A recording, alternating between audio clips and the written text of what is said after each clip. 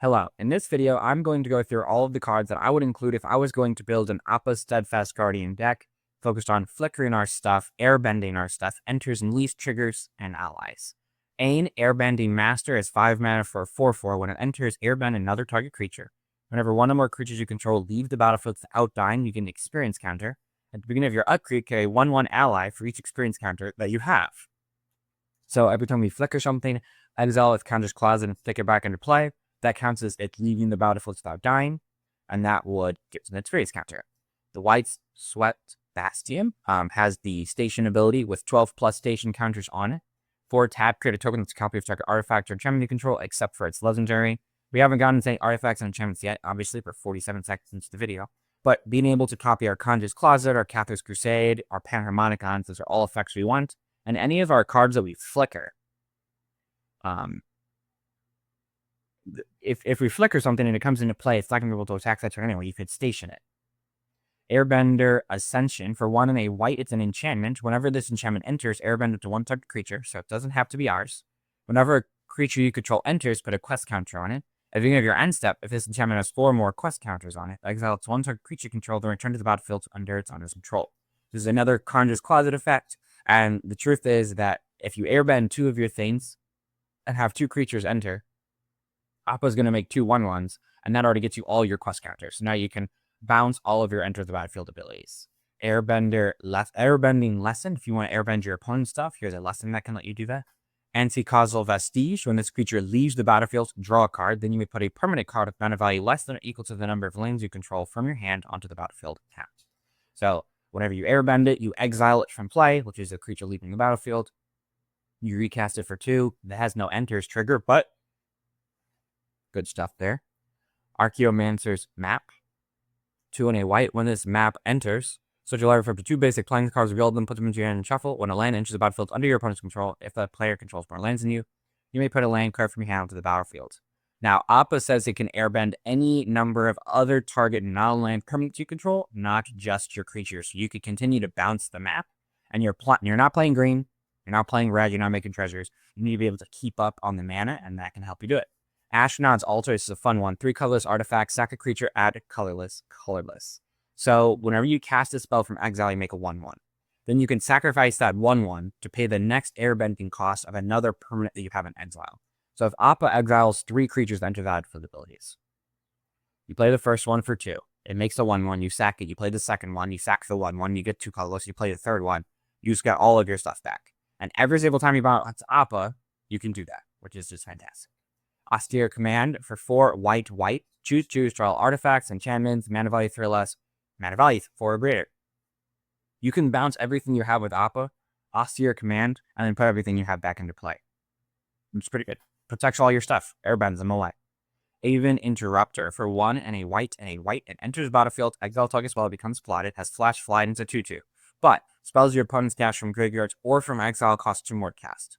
So if we are airbending our opponent's things, they don't cost 2, they cost 4 because they're casting them from exile. Bisa, the Bounding Spring. For 2, a white, it's a 4/5. When it enters, create a treasure token if an opponent controls more lands than you. You gain 4 life if an opponent has more life than you. Create 2 1/1 fishes if an opponent controls more creatures than you. Draw a card if an opponent has more cards in hand than you. Great thing to keep flickering. You have 3 opponents that are going to meet these conditions randomly, and you'll just get whatever you can get from them. Cathar's Crusade. Whenever a creature you control enters, put a +++ encounter on each creature you control. Fantastic card in flicker decks. And Appa making a 1/1 every single time we cast a spell from exile is just going to increase the number of +++ encounters we get. Charming Prince. When this creature enters, choose 1, scry 2, gain 3, or exile let the creature control return to the battlefield at the beginning of its end step. So now you can be bouncing even more things. Cloud Key. 3 mana for an artifact. As this artifact enters, choose artifacts, creature, enchantment, instant, or sorcery. Spells you cast of the chosen type cost 1 less to cast. So now you're not airbending them, because airbending says while each one is exiled, its owner may cast it for 2 rather than its mana cost. I would reduce that to 1. So it's pretty good. So choose creature most of the time, but Cloud Shift. 1 white, exile target creature control, then return to the battlefield under your control. Someone casted Boardwalk. You can Cloud Shift in response on Appa, exile everything else you have. Appa dies, but Heartless Act it is. Conjure's Closet. Bounces. Flicker something, I should say. Eerie Interlude. Exiling them, creature control, return to the battlefield, Tiona's control with end set. Flicker your whole board. Eldrazi Displacer, 2 and a white, 3 mana to flicker something. Elish Norn doubles the enter the battlefield abilities and stops your opponents from having entered the battlefield abilities. And we have a live enter the battlefield abilities in this deck. Elspeth Storm Slayer doubles the number of tokens you make, makes a 1/1, puts a ++ count on each creature you control unless creatures can fly until the end of your next turn. And then 3 mana, restore target creature an opponent controls mana value 3 or greater. Overall, good card in this deck. Every single time we cast them from exile, we get 2 1/1s. We have other teams that make 1/1s. It's good. Enduring Innocence, 1 white, 2/1 lifelink. Whenever one or more creatures you control with power 2 or less enter, draw a card. And then if it dies, it comes back as an enchantment. And there's lots of flickering we can do with that. Inline tutor could get any of our artifacts things. I'm talking Panharmonicon, Conjure's Closet. There's a lot of things to get. Ephemerate, keep getting your enter the battlefield abilities. Esper Sentinel, not a fantastic thing to flicker, but I always like it in my decks to play Cathar's Crusade because it's really easy to get a lot of counters on this guy very quickly. Exalted Star Sunborn. If one or more tokens would be created under control, twice that many are created instead. So now we're getting twice as many tokens from our things. Farewell. Same move as Austere Command. Exile everything with Appa, and then farewell everything. Steadfast Guardian. When it enters, you may exile its permanently controlled or return that card to the battlefield under its own control. So now you have more flicker. Flicker Wisp. When it enters, exile a target permanent, return to the battlefield under its own control at the next end step. More flicker. Halia Guided by Light. 3 mana, warp for 1. When it or another creature or artifact enters, you gain 1 life. Beginning of your end step, draw a card if you gain 3 or more life this turn. Good card. Helm of Awakening. Spells cost 1 less to cast, so now you're airbending back for 1. Helpful Hunter. 2 mana for a 1/1. When this creature enters, draw a card. Both Inspired Overseer, same thing. When it enters, gain 1 life and draw a card. So now, every time you airbend these, you're drawing more cards, and exiling them and paying 1 to draw a card is pretty good. Knight of the White Orchid. For white, it's a 2/2 first strike. When it enters, if an opponent controls more lands than you may search the library for a plains card, put onto the battlefield, then shuffle. Great card in the Flicker deck. Core Cartographer. When it enters, you may search the library for a plains card, put it to play tapped, and then shuffle your library. Fantastic card. Land Tax. You're playing mono white. You need access to more lands than your opponents because your opponents are going to ramp.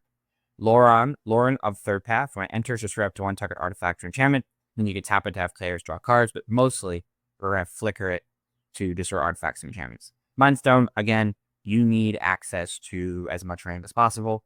Moon Shaker Cavalry, 5 white. When it enters, creature control can fly and get +1/+1 on turn or access number of creature you control. I think there's a real possibility that you're going to have a ton of 1/1 white ally creature tokens running around because you're airbending all the time. Oketra's Monument, 3 colorless white creature spells you cast, cost 1 less to cast. Whenever you cast a creature spell, make a 1/1 white warrior. Undo Cleric. Whenever it or another ally enters under your control, you may gain life equals the number of allies you control. I've never seen this be played in a non-just ally-based deck, but in ally-based decks, this card's insane. But I think it could be good here, because every single time you cast a spell from exile, which is what your deck's going to want to do, gain life. Undo Inversion, destroy a non-land permanent, and on the backside is just a tap land. Great flexibility in this deck. Panharmonicon, one of my favorite cards of all time. If an artifact or creature enters, causes a triggered ability of a permanent you control trigger, that ability triggers an additional time. Pearl Medallion, I'm going to say 75% of your spells, 80% of your spells are mono white. So white spells cost 1 less cast. It's pretty good. Thalia Exuberant Shepherd. Whenever it attacks, flicker something, it comes out with a +1/+1 counter on to Thalia. Puts it at the beginning of the end step. But good card. Very modern playable. Reprieve, 1 and a white for an instant return target spell to its underhand draw a card. It's important to play your Swords of Plowshares effects, your Reprieve effects. You need to control the board. Restoration Angel, 3 and a white, flash flyer, 3/4. When this creature enters, you may exile another non-angel creature you control. Then return that card to the battlefield under your control. You're going to choose Appa, I think, a lot of the time with these kind of cards. Felidal Guardian, Restoration Angel, you're going to choose Appa. Reprieve, I think, is also interesting because it's not airbending, but it feels like airbending. You're just sending it to a hammer. Rumor Gatherer for 1 white, 2/1. When another creature you control enters under your control, scry 1. If it's the second time ability, you always turn draw a card instead. So casting one thing from airbending and getting your 1 white and 1/1 ally triggers both Semblance Anvil. 3 colorless for an artifact you imprinted. Spells you cast that share a card type with the exile card cost 2 less cast. So now I'm pretty sure your airbended spells are free if they share the type. Skull Clamp, equipped creature gets +1/-1. When a cryptic creature dies, draw 2 cards. All of your 1/1 allies that Appa makes can be sacrificed to Skull Clan for 2 cards. Smothering Tide, we need a ramp. Soul Rain. I don't usually include Soul Rain in these lists whenever I make the video, because Soul Rain just goes in every deck. But I do think it's fun that Soul Rain taps for 2, which is the price of the Airbending. So, Salam's the Murlacrum, 4 colors for an artifact creature golem. When this creature enters, you may search your library for a basic land card, put that card onto the battlefield, tap, then shuffle. When this creature dies, you may draw a card. Spirit of Companion enters and draws. Sun Titan, when it enters or attacks, you may return target permanent card with amount of value 3 or less from your graveyard to your hand. There's a lot of things you can get back with this card. Mindstone that you could sacrifice. A lot of your creatures are going to die through combat and pullbacks, etc. But I do think that if you play fetch lands in this deck, like Arid Mesa, it could get a Plunge or a Mountain, that just that 1 life would be worth the cost of Sun Titan. These kind of effects returning it, which is probably something that I would do. Teleportation Circle. Beginning of your end step, exile to alter artifact creature you control, then return that card to the battlefield under Tun's control. The Wind Crystal. All of your white spells cost 1 less. That's what's important to me here, and then giving them offline lifelink is important. Doubling the amount of life you gain doesn't feel so relevant in this deck, but you're playing mono bite, you need as much mana as possible, so making your spells cost 1 less is good. Throne of Eldraine, 5 colorless tap, add 4 mana of the same color. You're playing mono white, they're all going to be in the same color. So, and this kind of fun that you can tap it to cast Appa.